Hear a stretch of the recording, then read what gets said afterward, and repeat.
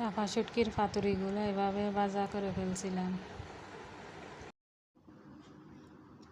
আজকে আপনাদের সাথে শেয়ার করবো শাপা শুটকির পাতুরি। এইগুলা পাটায় বাটি ফেলবো। কেমন আছেন?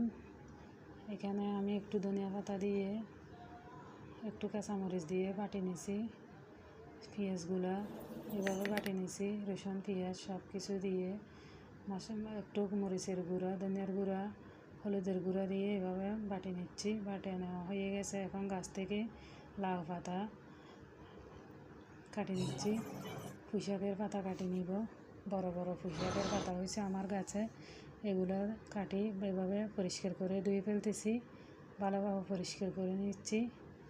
এগুলো উপরে কোনো বালি টালি নাই।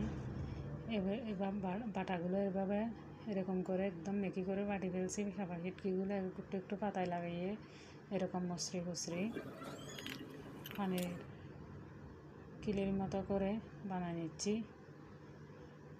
সবগুলো এরকম রেডি করে নিব। একটা একটা দিয়ে পুঁইশাক পাতা রেডি হয়ে গেছে। সবগুলো এরকম হয়েছে দেখতে।